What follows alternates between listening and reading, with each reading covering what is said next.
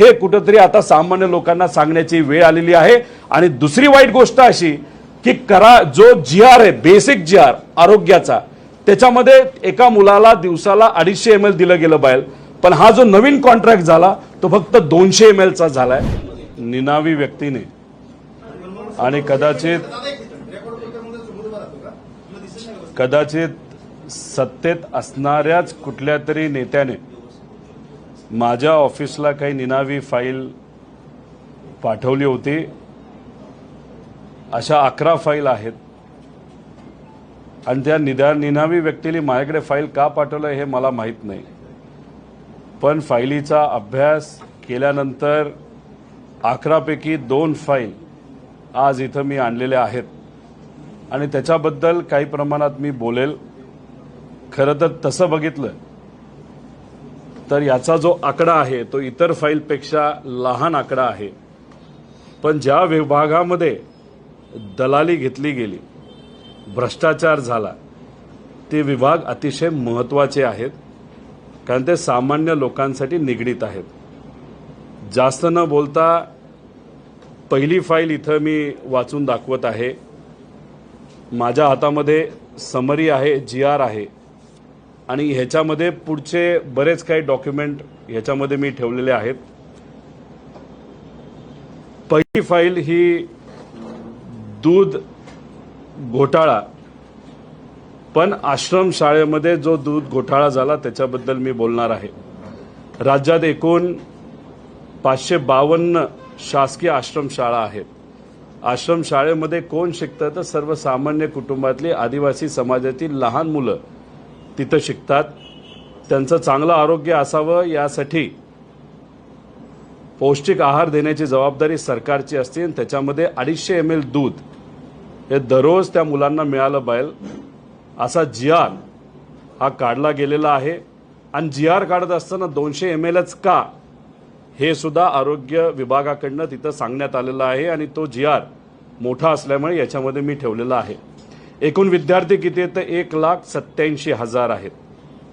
त्याच्याच बरोबर एखाद्या संस्थेला दूध पुरवठा करायचा असेल तर तिथं ते कॉन्ट्रॅक्ट दिलं जातं आणि त्यांनी मग पुढे दूध त्या आश्रमशाळेला दिलं जातं।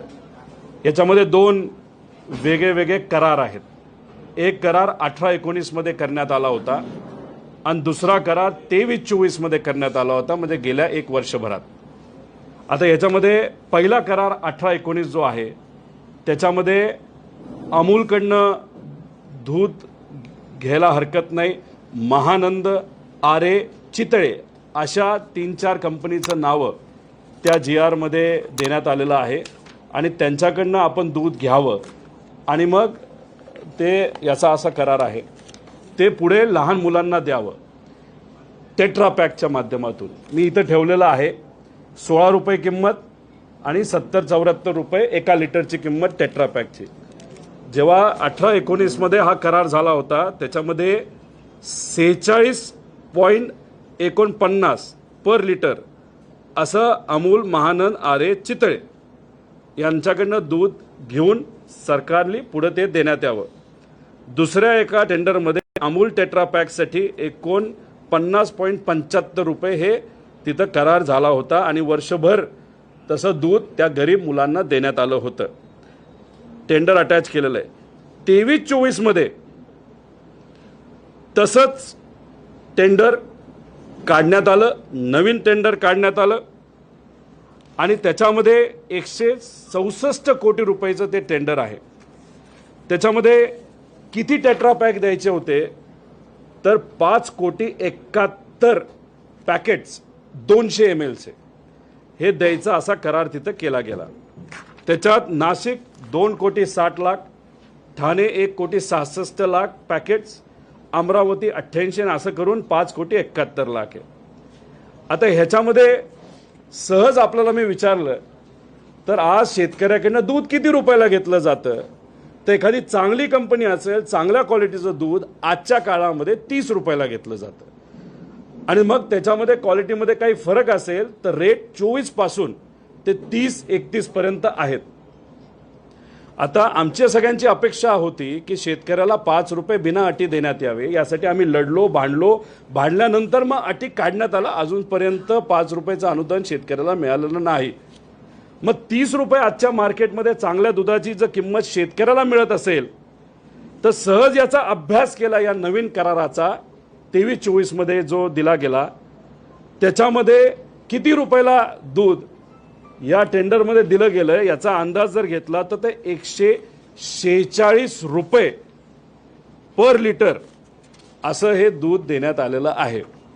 पूर्वीचा करार 49चा होता, आता 146. पण ठीक आहे, आमची अपेक्षा आहे की जर शेतकऱ्याला 146 मिळत असेल, नाही तर खर्च जाऊन 100 रुपयाला मिळत असेल तर काही हरकत नाही.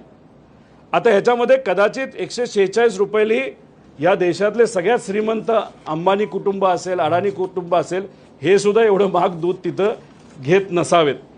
आता ह्याच्यामध्ये एक टेट्रापॅक 1 लिटरचा असेल तर साधं दूध 26 ते आणि जर UHT असेल तर 32, असं 55 रुपयाच्या आसपास त्याची किंमत आहे बल्कमध्ये द्यायचं असेल. आणि हे जे 200 ml आहे त्याची किंमत 13 रुपये 80 पैसे येते. आता ह्याच्यामध्ये जर आपण बघितलं तर या रेटप्रमाणे आपण गेलो तर हा 168 रुपयाचा जो करार राज्य सरकारने गरिबाच्या मुलांना, आदिवासी समाजाच्या मुलांना दूध देण्यासाठी जो केला आहे तो 85 कोटीमध्ये बसायला पाहिजे होता. पण मग 165 कोटी आणि 85 कोटीत बसायला पाहिजे होते. तर दलाली किती रुपयाची दिली गेली तर ती 80 कोटी रुपयाची दिली गेली. आता हा करार कोणाबरोबर केला गेला तर पुणे जिल्ह्यामध्ये आंबेगाव तालुका जो आहे तिथे एक प्रायव्हेट कंपनी आहे, ती कोणाची तो तुम्ही बघा.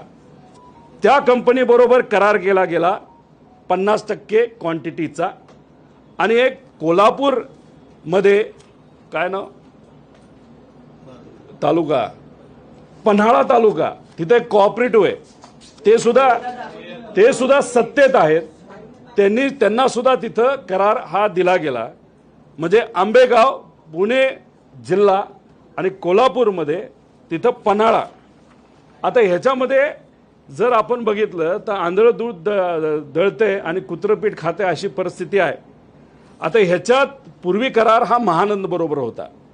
आता जर सरकार बोलते की आम्हाला महानंदला प्रॉफिटमध्ये आणायचंय आणि म्हणून आम्ही NDTVला म्हणजे गुजरातला दिलं गेलंय, हा अख्खा कॉन्ट्रॅक्ट जर महानंदला दिला गेला असता तर 84 कोटी रुपयाचं प्रॉफिट फक्त महानंदला झालं असतं.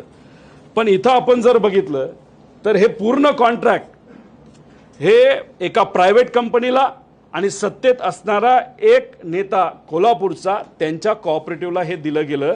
आणि ह्याच्यात जे दूध शेतकऱ्याकडनं 30 रुपयाला घेतलं गेलं तेच दूध गरिबाच्या पोरांना सरकारच्या माध्यमातून हे 183 रुपये पर लिटर हे दिलं गेलं. आणि ह्याच्यात 80 कोटीची दलाली ही घेण्यात आली होती. आता ही दलाली जी 80 कोटीची दिली गेली, ज्या कंपनीला दिली गेली, हा करार जो मार्चमध्ये झाला, तर मग काही लोकांचं विकासासाठी जाण्याचं हे 3 महिने आधी ठरलं होतं का, असा आमचा प्रश्न आहे. आणि मग हे 80 कोटी रुपये जे अतिरिक्त दिले गेले हे सरकार त्या कंपनीकडनं हे परत पैसे घेणार आहे का, याच्यामध्ये सखोल चौकशी ते करणार आहेत का. आणि ही जी दलाली आहे 50% आणि 80 कोटीची, ही परत सरकार त्यांच्याकडनं घेणार आहे का, याच्याबद्दलचं पत्र हे मी PMOला पण देणार आहे, CMOला पण देणार आहे. आणि तसंच पत्रसुद्धा जे काय अँटी करप्शनच्या एजन्सी आहेत त्यांना ते देणार आहे. आणि याच्यात ते झालं पाहिजे. त्यामुळे या दुधाच्या आदिवासी मुलांच्या ह्याच्यात 80 कोटीची दलाली या गेल्या 10 महिन्यामध्ये 2 प्रायव्हेट कंपन्याला दिली. आणि या कंपन्या कुणाच्या आहेत, कशाच्या आहेत, याचा एक अभ्यास कुठेतरी तिथं झाला पाहिजे. जे लोक म्हणतायत आज आम्ही सत्तेत विकासासाठी गेलो, त्या लोकांनी कुठेतरी आता शेतकऱ्याला सांगितलं पाहिजे, त्या शेतकऱ्याकडनं 30 रुपयाला तुम्ही घेता दूध आणि तेच दूध तुम्ही 143ला जर विकत असाल तर विकास हा शेतकऱ्याचा आहे का तुमच्या मित्राचा आहे का मित्राच्या कंपनीचा आहे, हे कुठेतरी आता सामान्य लोकांना सांगण्याची वेळ आलेली आहे. आणि दुसरी वाईट गोष्ट अशी की जो GR आहे, बेसिक GR आरोग्याचा, त्याच्यामध्ये एका मुलाला दिवसाला 250 ml दिलं गेलं पाहिजे. पण हा जो नवीन कॉन्ट्रॅक्ट झाला तो फक्त 200 ml चा झाला आहे. म्हणजे 50 ml हे त्या गरीब मुलामुलीला तिथं कमी जाणार आहे. हा झाला पहिला आदिवासी दूध घोटाळा. आता ह्याच्यामध्ये मी दुसरा विषय इथं घेणार आहे, तो आहे समाज कल्याणचा. आता ह्याच्यामध्ये 25% दलालीचा मुद्दा आहे. आता सामाजिक न्याय विभागाच्या अंतर्गत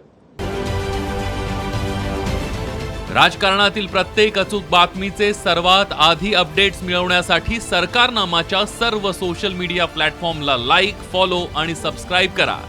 तसंच सर्व नोटिफिकेशनसाठी बेल आयकॉन प्रेस करायला विसरू नका.